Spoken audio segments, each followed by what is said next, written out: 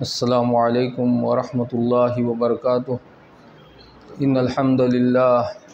نحمده ونستعینه ونستغفره ونعوذ باللہ من شرور انفسنا ومن سیئات اعمالنا من يهده الله فلا مضل له ومن يضلل فلا هادي له واشهد ان لا اله الا الله وحده لا شريك له واشهد ان محمدا عبده ورسوله۔ اعوذ باللہ من الشیطان الرجیم، بسم اللہ الرحمن الرحیم۔ ان الذین یخشون ربهم بالغیب لهم مغفرة واجر کبیر۔ وقال فی موضع آخر ان تبدوا الصدقات فنعما ہی وَإِن تُخْفُوهَا وَتُؤْتُوهَا الْفُقَرَاءَ فَهُوَ خَيْرٌ لَكُمْ وَيُكَفِّرُ عَنكُم مِّن سَيِّئَاتِكُمْ وَاللَّهُ بِمَا تَعْمَلُونَ خَبِيرٌ۔ معزز اور محترم حاضرین درس، ہم تمام اس بات سے بخوبی واقف ہیں کہ اللہ تعالیٰ نے ہم کو ایک خاص مقصد کے لیے پیدا کیا۔ اس دنیا کے اندر اللہ تعالیٰ کی جانب سے جو ہمیں وجود بخشا گیا وہ بیکار نہیں، بلکہ اللہ تعالیٰ نے ایک بہت ہی اہم اور خاص مقصد کے لیے ہمیں اس دنیا میں پیدا فرمایا ہے۔ ہماری تخلیق و پیدائش کا مقصد کیا ہے؟ اس مقصد کو اللہ رب العالمین نے خود واضح فرما دیا، وما خلقت الجن والانس الا لیعبدون، کہ میں نے جنوں اور انسانوں کو صرف اپنی عبادت کے لیے پیدا کیا۔ ہماری عبادت کا مقصد ہماری پیدائش کا مقصد اللہ رب العالمین کی عبادت کرنا ہے، اس کی اطاعت و فرما برداری کرنا ہے۔ ہم کو پیدا کرنے کے بعد اللہ تعالیٰ نے اس دنیا کے اندر ہمارے لیے جو وقت فراہم کیا، جو زندگی عطا فرمائی، اور زندگی کے بعد پھر موت سے دوچار کرے گا، موت کے بعد پھر دوبارہ ہمیں زندہ کیا جائے گا، تو اس موت و حیات اور دوبارہ زندہ کیے جانے کا فلسفہ کیا ہے، اس کو بھی اللہ رب العالمین نے صاف طور پر واضح فرما دیا۔ الذی خلق الموت والحیات لیبلوکم ایکم احسن عملا۔ اللہ کی ذات جو بڑی ہی بابرکت والی ہے، اس نے موت کو پیدا کیا اور زندگی کو پیدا کیا، لیبلوکم ایکم احسن عملا، تاکہ اس کے ذریعے سے تمہاری آزمائش کرے، تمہارا امتحان لے کہ تم میں کون بہترین عمل کرنے والا ہے۔ ہماری کامیابی اور کامرانی کا دار و مدار اسی پر ہے کہ ہماری جس مقصد کے لیے پیدائش ہوئی ہے، جس مقصد کے لیے اللہ نے اس دنیاوی زندگی میں ہمیں موقع عطا فرمایا، اس چیز کو بخوبی سمجھیں اور اپنی تخلیق کے مقصد پر کار فرما رہیں۔ اس مقصد کو سمجھتے ہوئے اس مقصد کے حاصل کرنے کی زیادہ سے زیادہ کوشش کرتے رہیں۔ جو دنیا کی زندگی ہمیں ملی ہے، اس زندگی کے اندر زیادہ سے زیادہ نیکی کے کام، اللہ کی اطاعت و فرما برداری کے اعمال انجام دیتے رہیں، تب جا کر ہم کامیاب اور کامران کہلائیں گے۔ کیونکہ کامیابی کے لیے ایمان اور عمل صالح یہ دونوں شرط ہیں۔ بنیادی طور پر اللہ رب العالمین نے تمام کے تمام انسانوں کو خسارہ اور نقصان اٹھانے والا قرار دیا، لیکن ان لوگوں کو اللہ تعالیٰ نے مستثنیٰ کیا جو ایمان لاتے ہیں، نیک اور صالح عمل کرتے ہیں۔ کہیں ان کے تعلق سے فرما دیا کہ یہ لوگ خسارہ اٹھانے والے نہیں، کہیں پر ایمان اور عمل صالح انجام دینے والوں کے متعلق اللہ تعالیٰ نے یہ بھی واضح فرما دیا کہ ان کے لیے اللہ نے اپنی جنت تیار کر کے رکھی ہے۔ کہیں ایسے لوگ جو ایمان و عمل صالح سے آراستہ ہوتے ہیں ان کے بارے میں یہ خوشخبری بھی سنا دی کہ اللہ تعالیٰ کی مغفرت ان کو حاصل ہو جائے گی۔ تو کامیابی اور کامرانی کا دار و مدار ایمان اور عمل صالح پر ہے، اور کسی بھی عمل صالح کی قبولیت کے لیے بنیادی طور پر 2 شرطیں ہونا ضروری ہے، جیسا کہ ہم بار بار اس کو سنتے سناتے ہوں گے کہ ایمان کے بعد ہمارے عمل اللہ رب العالمین کی بارگاہ میں کب قبول ہوں گے۔ اس کے لیے 2 بنیادی شرطیں ہیں، ایک تو اخلاص ہے اور دوسرا عمل کا سنت کے مطابق ہونا۔ اخلاص کے ساتھ ساتھ جو ہم کام کریں، جس بھی نیکی اور فرما برداری کے عمل کو انجام دیں، وہ عمل سنت کے مطابق ہونا ضروری ہے، تب جا کر تو اللہ رب العالمین ہمارے نیک کام کو قبول کرے گا، ورنہ ہمارا وہ نیک کام قبول نہیں کیا جائے گا۔ اللہ رب العالمین نے فرمایا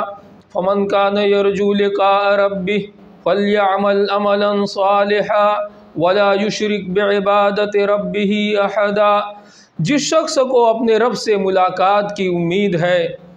ہمیں امید ہی نہیں بلکہ اللہ رب العالمین سے ملاقات کی امید یقین ہے،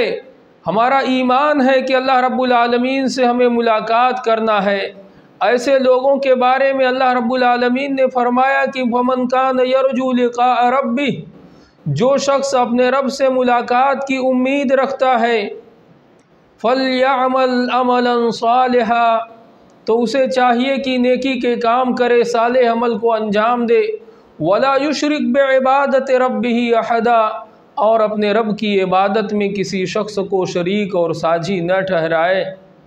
تو ریاکاری کیا ہوتی ہے؟ جب ہم اللہ کی عبادت میں کسی اور شخص کو شریک اور ساجی کر دیں گے، نیکی کے کام میں کسی اور کی خوشنودی، رضامندی، ریا اور نمود کو داخل کر دیں گے، تو گویا ایک شرک کا ارتکاب کرنے والے ہیں۔ اسی طریقے سے ایک عبادت اللہ رب العالمین کے لیے کریں، ایک عبادت دوسروں کے لیے کریں، یا عبادت میں اللہ کے ساتھ دوسروں کو شریک اور ساجی ٹھہرائیں، یہ بھی شرک ہے۔ اللہ رب العالمین نے خاص کر کے واضح طور پر فرمایا کہ اپنے رب کی عبادت کرے، وَلَا يُشْرِكْ بِعِبَادَةِ رَبِّهِ أَحَدًا، اپنے رب کی عبادت میں کسی شخص کو شریک اور ساجی نہ ٹھہرائے۔ اسی طریقے سے اللہ رب العالمین نے دوسرے مقام پر فرمایا وَمَنْ أَرَادَ الْآخِرَةَ وَسَعَى لَهَا سَعْيَهَا وَهُوَ مُؤْمِنٌ فَأُولَئِكَ كَانَ سَعْيُهُمْ مَشْكُورًا۔ جو شخص آخرت کا ارادہ کرتا ہے، جس شخص کو اس بات کا ارادہ ہے کہ آخرت کی کامیابی ہمیں مل جائے، آخرت میں ہم کامیاب اور کامران ہو جائیں، نامرادی کا سامنا ہم کو نہ کرنا پڑے، اس کو کون سے کام کرنا چاہیے ایمان کے ساتھ؟ اللہ رب العالمین نے اس آیت کریمہ میں واضح فرما دیا وَسَعَى لَهَا سَعْيَهَا، جو شخص آخرت کا ارادہ کرے اور اس کے لیے جیسی کوشش کرنی چاہیے ویسی کوشش کرے۔ اس سے مراد یہ کہ ایک تو عمل بھی کرتا رہے اور عمل کو نبی صلی اللہ علیہ وسلم کے بتلائے ہوئے طریقے کے مطابق انجام دیتا رہے، اس کے اندر اس کا اخلاص بھی ہو کہ مطابقت سنت بھی پائی جاتی ہے، تب جیسی کوشش کرنی چاہیے ویسی کوشش میں ہمارا شمار ہوگا۔ اللہ رب العالمین نے فرمایا فَأُولَئِكَ كَانَ سَعْيُهُمْ مَشْكُورًا، ایسے لوگوں کی کوشش بڑی ہی قابل قدر ہے، اللہ تعالیٰ ایسے لوگوں کی کوششوں کو قدر فرمائے گا، ان کو ان کی کوششوں کا، ان کے نیک اعمال کا پورا پورا بدلہ عطا فرمائے گا۔ اس کے برخلاف ہمارے عمل کے اندر ریا اور نمود داخل ہو جائے، اللہ رب العالمین کے لیے اخلاص نہ ہو، تو اس عمل کو اللہ تعالیٰ قبول نہیں فرماتا ہے۔ جیسا کہ بڑی مشہور حدیث میں اللہ کے نبی صلی اللہ علیہ وسلم نے فرمایا کہ اللہ عز و جل نے ارشاد فرمایا کہ میں شریک کرنے والوں کے شرک سے بے نیاز ہوں۔ جب بندہ میری عبادت کرتا ہے اور میرے عبادت کے ساتھ کسی کو شریک و ساجی ٹھہرا دیتا ہے تو میں اس کو بھی چھوڑ دیتا ہوں اور اس کے پارٹنر کو بھی چھوڑ دیتا ہوں۔ اسی طریقے سے سنت سے ہٹ کر جو کام کیا جائے گا وہ بھی مردود ہے، اس کا کوئی اجر اور ثواب نہیں ملے گا۔ من عمل عملا لیس علیہ امرنا فہو رد، نبی صلی اللہ علیہ وسلم نے فرمایا جس شخص نے کوئی ایسا کام کیا جس پر ہمارا معاملہ نہیں ہے فہو رد، تو مردود ہو جاتا ہے۔ تو بنیادی طور پر مفہوم یہ ہوا کہ ہماری کامیابی کا دار و مدار ایمان اور عمل صالح پر ہے۔ ایمان کے بعد عمل صالح کے اندر دو بنیادی چیزوں کا ہونا ضروری ہے، ایک اخلاص کا ہونا اور دوسرا اس کا نبی صلی اللہ علیہ وسلم کے بتلائے ہوئے طریقے کے مطابق ہونا۔ یہ دو جب بنیادی شرطیں پائی جائیں گی تو ہمارے عمل اللہ کے یہاں مقبول ہوں گے۔ حسن عمل کے لیے یا عمل میں اخلاص کے لیے کئی ایک چیزیں ہوتی ہیں، ان میں سے ایک چیز یہ بھی ہے کہ ہم نیکی کے کام کو، اچھائی کے کام کو مخفی طور پر انجام دیں۔ آدمی کے نیت کے اخلاص کی یا نیت میں اس کو مخلص ہونے کی ایک دلیل یہ بھی ہوتی ہے کہ آدمی نیکی کے کام خفیہ طور پر کرے، جس طرح اس کی نیت اور ارادے میں یہ ہوتا ہے کہ ہمارے عمل سے اللہ تعالیٰ راضی ہو جائے، خوش ہو جائے، ہم کو اس کا پورا پورا بدلہ عطا فرمائے۔ تو اسی طریقے سے اخلاص کی بہت بڑی دلیل یہ چیز ہوتی ہے کہ انسان نیکی کے کام کرتا ہے، اس نیکی کے کام کو پوشیدہ رکھتا ہے، دوسروں سے اس کو چھپاتا ہے، نیکی کے کام کو ظاہر ہونے نہیں دیتا۔ ایسا نہیں ہے کہ نیکی کے کام ظاہر نہ ہوں، کچھ کام تو ایسے ہیں شریعت کے اندر کہ وہ ظاہر ہی ہوتے ہیں، ہم سے مطلوب ہے کہ ہم ظاہراً اس کو کریں۔ مثلاً نماز با جماعت ادا کرنا ضروری ہے، اب آپ کا نماز پڑھنے کا عمل لوگوں کے سامنے ظاہر ہوگا۔ اسی طریقے سے حج کرنا یہ پورے اجتماعیت کے ساتھ انجام دیا جاتا ہے۔ اور بھی نیکی کے کام ہیں جو ظاہر ہی ہوں گے، آپ خفیہ طور پر اس کو نہیں کر سکتے، لیکن اس کے باوجود کچھ ایسی نیکیاں ہونی چاہیے جس کو ہم مخفی طور پر انجام دیں، خفیہ طور پر انجام دیں، کہ ہمارا اور اس کا معاملہ صرف اللہ رب العالمین کے درمیان ہو۔ اللہ رب العالمین نے ایسے لوگوں کی تعریف کرتے ہوئے فرمایا ان الذین یخشون ربهم بالغیب لہم مغفرۃ واجر کبیر، کہ بے شک وہ لوگ جو اپنے رب سے غیب میں ڈرتے ہیں۔ اب غیب میں ڈرنے کا مطلب اللہ رب العالمین سے تنہائی میں خلوت میں ڈرتے ہیں۔ لہم مغفرۃ واجر کبیر، اللہ رب العالمین نے ان کے لیے مغفرت اور بڑے اجر کی خوشخبری سنا دی کہ ان کے لیے اللہ تعالیٰ کی جانب سے مغفرت حاصل ہوگی اور اللہ تعالیٰ انہیں بہت ہی بڑا اجر اور ثواب عطا فرمائے گا۔ خشیت الہی یہ ایک غیبی معاملہ ہے، اس کا تعلق دل سے ہے کہ ہمارے دل میں اللہ تعالیٰ کا ڈر اور خوف کتنا ہے، اس کے تعلق سے بھی اللہ تعالیٰ نے فرما دیا کہ جو لوگ اپنے رب سے غیب میں ڈرتے ہیں ان کے لیے مغفرت اور اجر عظیم ہے۔ اللہ رب العالمین نے دوسری جگہ بیان فرمایا ان تبدوا الصدقات فنعما ہی وان تخفوها وتؤتوها الفقراء فهو خير لكم وَيُكَفِّرُ عَنْكُم مِّن سَيِّئَاتِكُمْ وَاللَّهُ بِمَا تَعْمَلُونَ بَصِيرٌ وَاللَّهُ بِمَا تَعْمَلُونَ خَبِيرٌ۔ ان تبدوا الصدقات، اگر تم نیکیوں کو، صدقہ اور خیرات کو ظاہر کر دو، فنعما ہی، تو یہ کتنا بہترین عمل ہے۔ اب یہاں پر غور کیجئے کہ اللہ تعالیٰ نے صدقات کو ظاہر کرنے کا حکم دیا اور اس کے بارے میں فرمایا فنعما ہی، یہ تو کتنا بہتر کام ہے۔ ہم صدقات اور خیرات ظاہر کریں، ہماری نیت کیا ہے؟ اللہ کی خوشنودی ہے، اس کے ذریعے سے لوگوں کو ترغیب دینا مقصود ہے کہ ہمارے اس عمل کی وجہ سے لوگوں کو ترغیب پیدا ہوگی، لوگوں کے اندر صدقہ اور خیرات کا جذبہ پیدا ہوگا۔ اس نیت سے کوئی شخص کھلم کھلا صدقہ اور خیرات کرتا ہے، فنعما ہی، تو یہ بہت ہی بہترین ہے۔ اللہ رب العالمین نے آگے فرمایا وَإِن تُخْفُوهَا وَتُؤْتُوهَا الْفُقَرَاءَ فَهُوَ خَيْرٌ لَكُمْ، اگر تم اس کو پوشیدہ طور پر کرو، مخفی طور پر، خفیہ طور پر صدقہ اور خیرات کرو اور فقراء و مساکین کو دے دو، فَهُوَ خَيْرٌ لَكُمْ، تو یہ تمہارے لیے زیادہ بہتر ہے۔ پہلے تو اللہ نے تعریف کیا کہ اگر تم صدقات کو ظاہر کر دو تو یہ بہت ہی بہتر ہے، ظاہر کر دینا، کیونکہ اس کے ذریعے سے لوگوں کی ترغیب ہوتی ہے، لوگوں کے اندر جذبہ پیدا ہوتا ہے۔ اس لیے بعض مواقع پر اللہ کے نبی صلی اللہ علیہ وسلم نے جب صحابہ کرام نے صدقات کی شروعات کیا اور لوگ ان کو دیکھا صدقہ اور خیرات دینا شروع کر دیے تو ان لوگوں کی تعریف بھی بیان فرمائی۔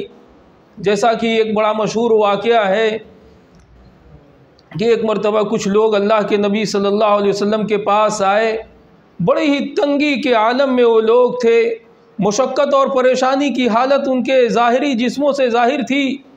تلواروں کو لٹکائے ہوئے تھے، پھٹے پرانے کپڑے پہنے ہوئے تھے۔ ان کی کیفیت کو دیکھ کے اللہ کے نبی صلی اللہ علیہ وسلم کا چہرہ بدل گیا۔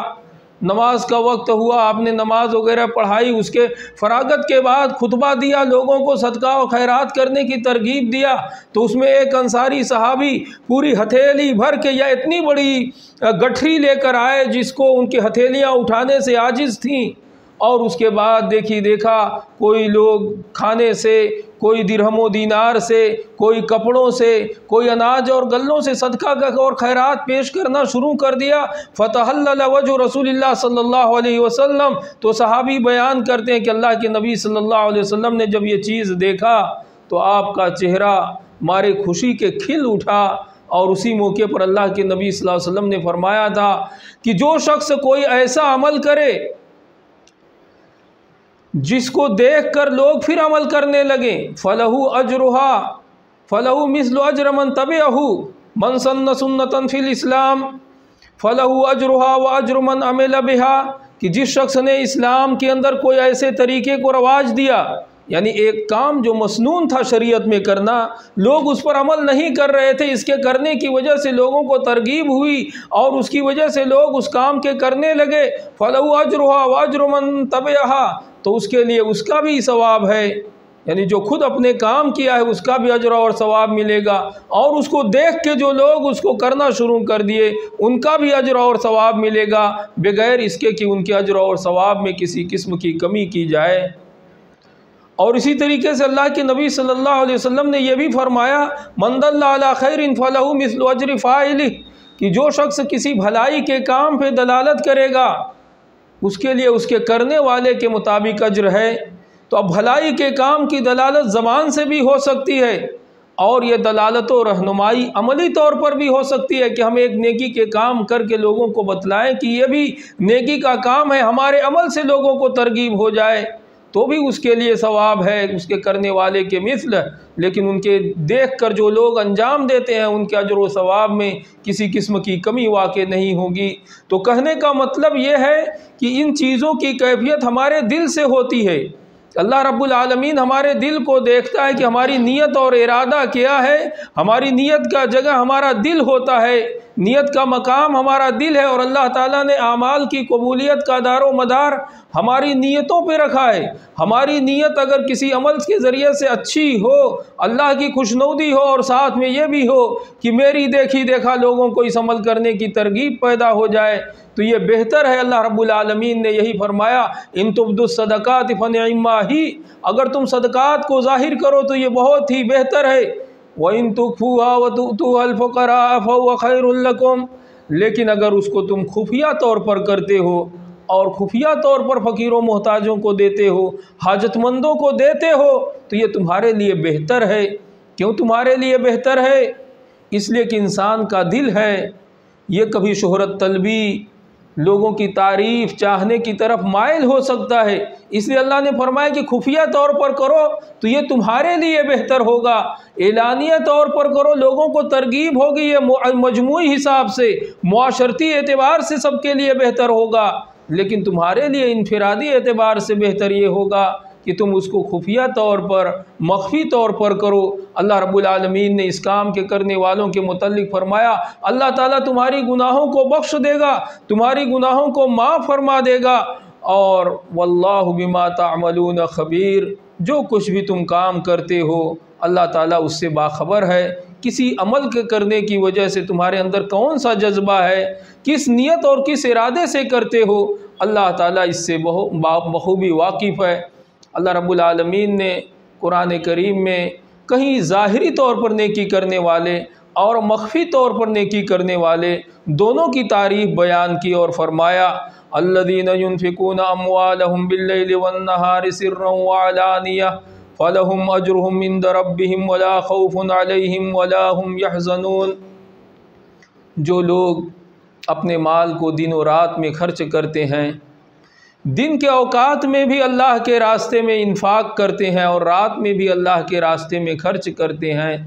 سرا وعلانیہ خفیہ طور پر اور ظاہری طور پر بھی کرتے ہیں، راز کے طور پر بھی کرتے ہیں اور کھلے عام بھی کرتے ہیں، فَلَهُمْ أَجْرُهُمْ عِنْدَ رَبِّهِمْ، تو ان کے لیے ان کے رب کے پاس اجر ہے۔ اب اس آیت میں اللہ تعالیٰ نے دونوں کی تعریف بیان کیا، وہاں بھی دونوں کی تعریف بیان کیا اور یہاں بھی دونوں کی تعریف بیان کیا۔ یہ کس بنیاد پہ؟ کہ اصل میں نیت اور ارادہ ہے، راج مصلحت کو دیکھی جائے گی۔ ایسا مقام جہاں ہمیں اپنے صدقہ اور خیرات یا نیکی کے کام ظاہر کرنا بہتر ہے، لوگوں کو ترغیب پیدا ہو تو اس جگہ ظاہر کر کے کرنا بہتر ہے، اور جہاں یہ مقصود نہ ہو اس جگہ جہاں اپنے اوپر ڈر اور خوف ہو، نیت کے اندر فتور آ جانے، نیت میں خلل پیدا ہو جانے کا امکان ہے، ایسی جگہ پر خفیہ طور پر نیکی کے کام کرنا، بالخصوص صدقہ اور خیرات کرنا، یہ بہتر ہوتا ہے۔ تو اللہ تعالیٰ نے دونوں کی تعریف بیان کیا اور دونوں کے متعلق فرمایا فَلَهُمْ أَجْرُهُمْ عِنْدَ رَبِّهِمْ، تو ان کے لیے ان کے رب کے پاس اجر ہے، وَلَا خَوْفٌ عَلَيْهِمْ وَلَا هُمْ يَحْزَنُونَ، قیامت کے روز ان کے اوپر کسی قسم کا خوف نہیں ہوگا اور نہ ہی کسی قسم کی رنجیدگی اس کے اوپر ہوگی، نہ ہی وہ کسی قسم کا غم کریں گے۔ اب اس کے بعد آئیے میں آپ حضرات کے سامنے بالخصوص خفیہ طور پر نیکی کرنے کی جو ترغیب شریعت میں دی گئی اس کے متعلق کچھ باتیں پیش کرتا ہوں، خاص کر کے خفیہ طور پر نیکی کے کام کرنے کی کیا فضیلت ہو سکتی ہے، اس تعلق سے کچھ باتیں آپ حضرات کے سامنے عرض کی جاتی ہیں۔ اللہ کے نبی صلی اللہ علیہ وسلم سے ایک حدیث مروی ہے، آپ صلی اللہ علیہ وسلم نے فرمایا صدقۃ السر تطفئ غضب الرب، صحیح ترغیب و ترہیب کی حدیث ہے کہ خفیہ طور پر صدقہ کرنا یہ اللہ رب العالمین کے غضب کو دور کر دیتا ہے، اللہ رب العالمین کے غضب کو ختم کر دیتا ہے۔ اب یہاں پر خاص کر کے اللہ کے نبی صلی اللہ علیہ وسلم نے خفیہ طور پر صدقہ اور خیرات کی یہ فضیلت بیان کی کہ اس کے ذریعے سے بندہ اللہ تعالیٰ کے غضب سے، اللہ تعالیٰ کے غصے سے محفوظ ہو جاتا ہے،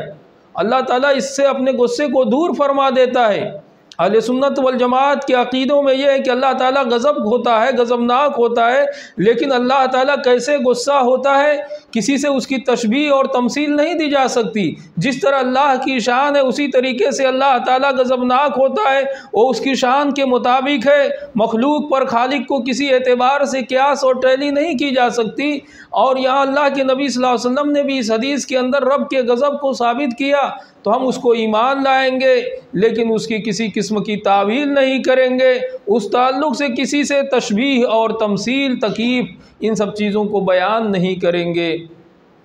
آپ اسی طریقے سے خفیہ طور پر نیک عمل کرنے کے فائدے کیا ہوتے ہیں؟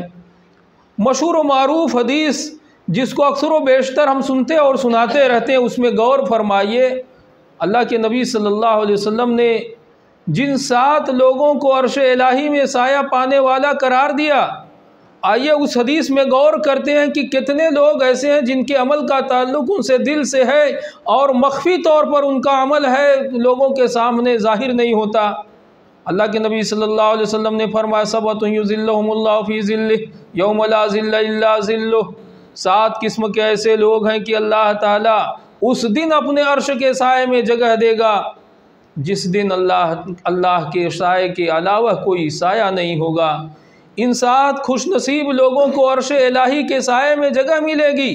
پہلے نمبر پر فرمایا الامام العادل، امام عادل، وشاب نشا فی عبادت ربہ، دوسرا ایسا نوجوان جو اپنے رب کی عبادت میں پلا بڑھا، ورجل قلبہ معلق فی المساجد، اور ایک ایسا آدمی اس کا دل مساجد سے لٹکا ہوا رہتا ہے، ورجلان تحابا فی اللہ اجتمع علیہ وتفرق علیہ، اور 2 آدمی جو آپس میں اللہ کے لیے محبت کرتے ہیں، اللہ کی محبت ہی کے واسطے جمع ہوتے ہیں، اور جب جدا بھی ہو جاتے ہیں تو اللہ کی محبت کو اپنے دل میں باقی رکھتے ہیں۔ وَرَجُلٌ طَلَبَتْهُ امْرَأَةٌ ذَاتُ مَنْصَبٍ وَجَمَالٍ، اور ایک آدمی جس کو ایک نہایت ہی منصب و جمال والی خوبصورت حسب نسب اور اعلیٰ حسب نسب والی عورت نے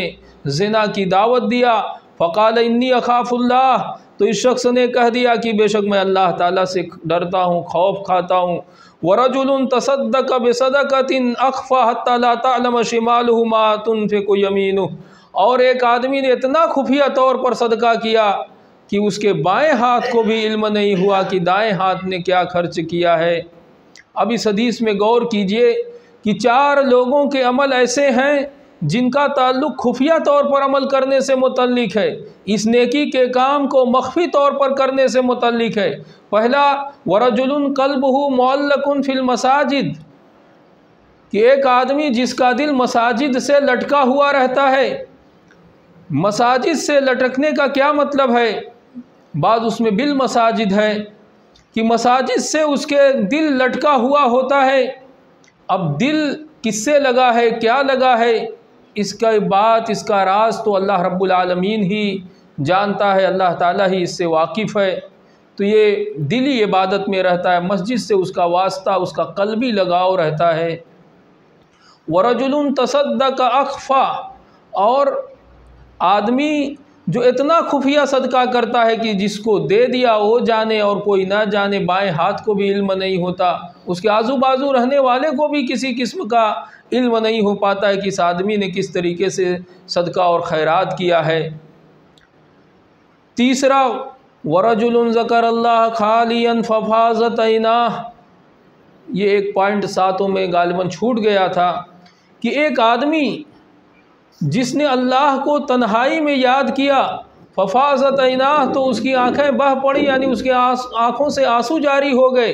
یہ خلوت کی عبادت، تنہائی کی عبادت، لوگوں سے غیب میں رہتے ہوئے، لوگوں سے اوجھل رہتے ہوئے یہ اللہ تعالیٰ کو یاد کرتا ہے اور اس کی نگاہ سے، اس کی آنکھوں سے آنسو بہہ پڑتا ہے۔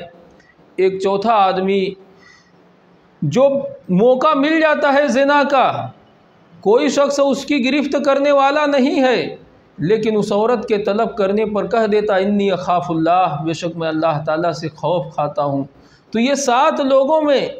موٹے موٹے طور پر غور کرنے سے واضح ہوتا ہے کہ 4 قسم کے ایسے لوگ ہیں جن کے اندر تنہائی کی عبادت پائی جاتی ہے، اللہ رب العالمین کا ڈر اور خوف تنہائی میں پایا جاتا ہے، اس کی رضامندی کا جذبہ پایا جاتا ہے، مخفی طور پر، خفیہ طور پر وہ اپنی نیکی کے اس کام کو انجام دیتے ہیں۔ اسلاف کرام کے بہت سارے واقعات خفیہ طور پر نیکی کے کام کرنے کے متعلق ہمیں ملتے ہیں۔ اس میں سے خلیفہ ابو بکر صدیق رضی اللہ عنہ کے متعلق بیان فرمایا جاتا ہے۔ طلحہ بن عبید اللہ رضی اللہ عنہ غالباً راوی ہیں، بیان کرتے کہ ابو بکر صدیق رضی اللہ عنہ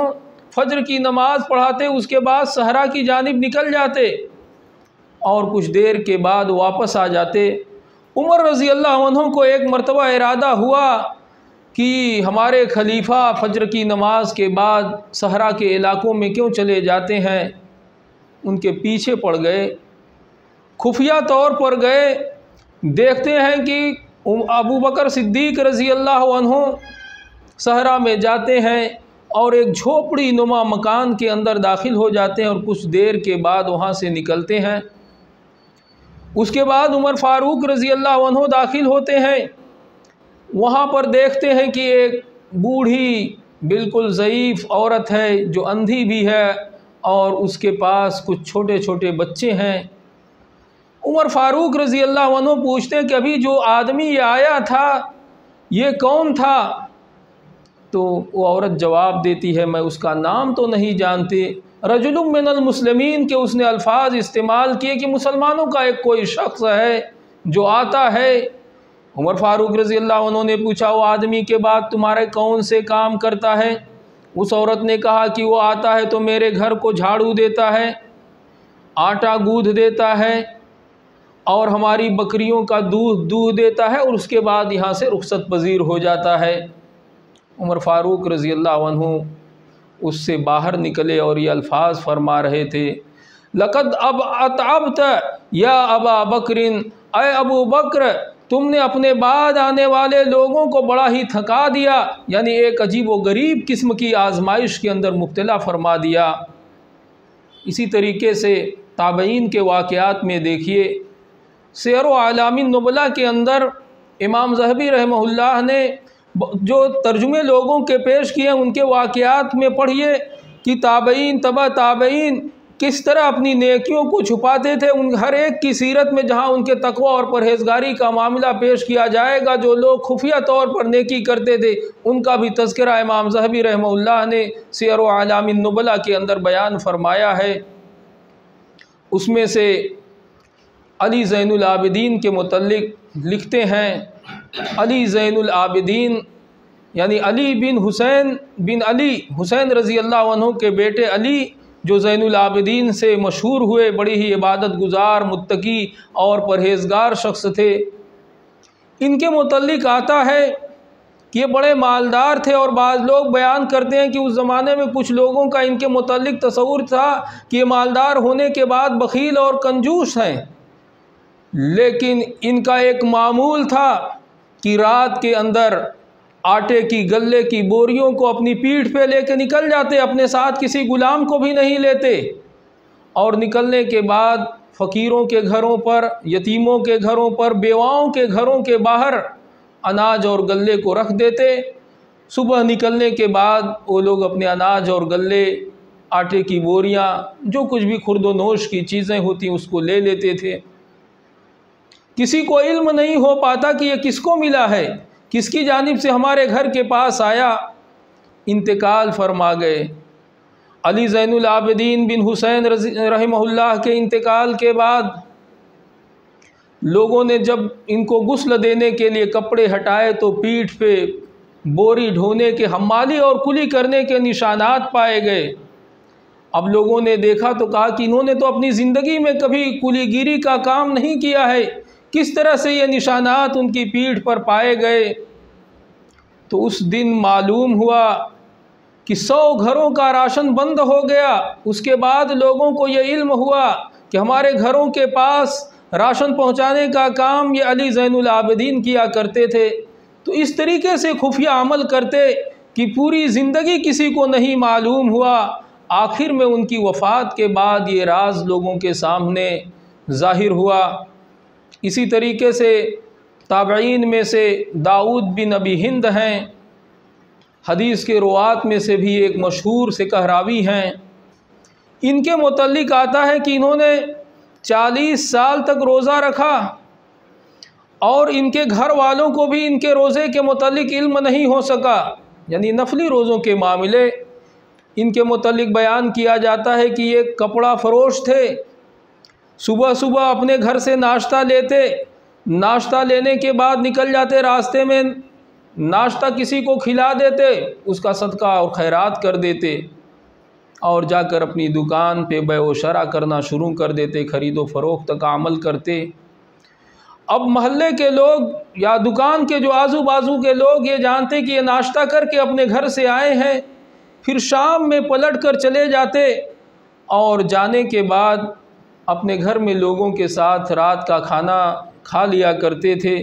تو اس طرح گھر والوں کو رہتا کہ ناشتہ لے کر نکلے ہیں، اس کو انہوں نے کھایا ہوگا، ناشتہ تناول فرمایا ہوگا، اور بازار والوں کو یہ رہتا کہ گھر کے اندر یہ آ کر ناشتہ کیے ہیں۔ تو اس طریقے سے اپنے عمل کو انہوں نے مخفی رکھا، یہاں تک کہ آپ کے ساتھ تجارت کرنے والے لوگوں کو، حتیٰ کہ آپ کے اہل خانہ کو بھی ان کے اس عمل کا علم اس وقت نہیں ہو سکا۔ اسی طریقے سے تابعین ہی میں سے مشہور تابعی ابراہیم النخعی رحمہ اللہ ہیں۔ اعمش ان کے متعلق بیان کرتے ہیں کہ ایک مرتبہ ابراہیم النخعی کے پاس میں بیٹھا ہوا تھا، یہ تلاوت قرآن کر رہے تھے۔ تلاوت کرتے کرتے ایک ایسا شخص آیا جو ان سے ملاقات کرنے کے لیے آ رہا تھا، تو انہوں نے مصحف پر کپڑے ڈال دیے تاکہ وہ شخص جان نہ سکے کہ یہ تلاوت قرآن کے اندر مشغول تھے۔ عبداللہ ابن مبارک رحمہ اللہ یہ بڑے مشہور ہیں۔ ان کے متعلق عبدہ بن سلیمان بیان کرتے ہیں کہ ایک مرتبہ ہم رومیوں سے جہاد کرنے کے لیے نکلے، دشمن سے ہماری ملاقات ہوئی، اور اس دور میں جنگ کا ایک معمول یہ ہوتا تھا کہ مبارزت سے کام لیا جاتا تھا، یعنی عام مدبھیڑ سے پہلے کبھی کبھی ایسا ہوتا کہ بڑی بہادری دکھانے کے لیے کوئی تنہا میدان جنگ میں آ جاتا اور کہتا کہ میرا مقابلہ کرنے کے لیے کوئی آئے، کبھی کمانڈر سے کمانڈر کا مقابلہ ہو جاتا، کبھی کسی اور سے ہوتا۔ تو اس طرح کہتے ہیں کہ جب رومیوں سے ہماری جنگ کا معاملہ ہوا تو دشمن کی طرف سے ایک مبارز نکلا، جنگ کرنے کے لیے آیا، اس نے اپنے مرد مقابل کو دعوت دیا۔ عبداللہ ابن مبارک رحمہ اللہ نکلے، نکلنے کے بعد تھوڑی دیر اس سے طرح ہوتا رہا، یعنی یہ اس کے وار کو ناکام کرتے رہے اور ان کے وار کو ناکام کرتا رہا۔ اس کے بعد انہوں نے اس کو ڈھیر کر دیا۔ پھر ایک اور دشمن نکلا، اس سے بھی تھوڑی دیر تک مقابلہ آرائی ہوئی، پھر اس کو بھی مغلوب کر دیا، قتل کر دیا۔ پھر انہوں نے خود مبارز طلب کیا کہ آئے کوئی میرا مقابلہ کرے، ایک تیسرا دشمن نکل کر آیا، اس کو بھی انہوں نے ڈھیر کر دیا۔ جب عام فوج کی طرف لوٹے تو لوگوں نے ان کو گھیر لیا کہ یہ کون شخص ہے، اور یہ اپنی آستین سے اپنے چہرے کو چھپائے ہوئے تھے۔ عبدہ بن سلیمان کہتے ہیں کہ میں نے ہٹایا ان کے ہاتھ کو تو پہچان ملی کہ یہ بہادری کا مظاہرہ کرنے والے عبداللہ ابن مبارک رحمہ اللہ تھے۔ اس کے علاوہ بھی آپ کو بہت سارے واقعات مل جائیں گے۔ ایوب السختیانی رحمہ اللہ، یہ بھی جلیل القدر تابعین میں سے ہیں۔ ان کے متعلق آتا ہے کہ نبی صلی اللہ علیہ وسلم کی احادیث پڑھاتے رہتے تھے، درس حدیث دیتے، جب رکت طاری ہونے والی احادیث آ جاتی تو ان کے آنسو نکلنے کے قریب ہو جاتے تو کھکھارنا شروع کر دیتے اور فرماتے ما اشد الزکام، کتنا ہی شدید زکام ہے، یعنی اپنے جو دل میں اللہ کا ڈر اور خوف رکت طاری ہوئی، اس کو کھکھارنے کی آڑ میں چھپانے کی کوشش کرتے اور لوگوں کے سامنے یہ ظاہر کرتے کہ اللہ کے خوف سے، اس کی خشیت سے میری یہ کیفیت نہیں ہوئی، بلکہ زکام کی وجہ سے یہ ہماری کیفیت ہوئی ہے۔ تو اس طرح کے بہت سارے واقعات صحابہ کرام کی سیرت میں، تابعین کرام کی سیرت میں مل جائیں گے، جن کے ذریعے سے یہ ظاہر ہوگا کہ وہ اپنی بہت سی نیکیوں کو چھپانے کی کوشش کرتے، اس کا معاملہ صرف رب کے درمیان اور اپنے درمیان رکھتے۔ مشہور صحابی زبیر ابن عوام رضی اللہ عنہ نے فرمایا بھی ہے کہ تم میں سے ہر شخص کوشش کرے ان یکون لہ خبء من العمل الصالح، کہ اس کے لیے صالح عمل میں سے کوئی نہ کوئی مخفی عمل ہو، یہاں تک کہ اس کے اہل خانہ بھی اس کو نہ جان سکے کہ اس نے یہ کون سی نیکی کا کام کرتا تھا۔ تو ہمیں بھی صحابہ اللہ رب العالمین کے فرامین، نبی صلی اللہ علیہ وسلم کی احادیث کی روشنی میں کوشش کرنا چاہیے کہ اپنی زندگی میں کچھ نیکی کے کام ایسے کریں جس کا معاملہ صرف اللہ تعالیٰ سے ہو۔ اس کا مطلب یہ نہیں کہ دیگر اعمال ریا اور نمود کے لیے ہوں، بلکہ اس کے اندر بھی اخلاص نیت اور مطابقت سنت ہو، اور ان تمام کے ساتھ ساتھ خفیہ نیکی کرنے کی کوشش کرنی چاہیے، جس کا علم اللہ تعالیٰ اور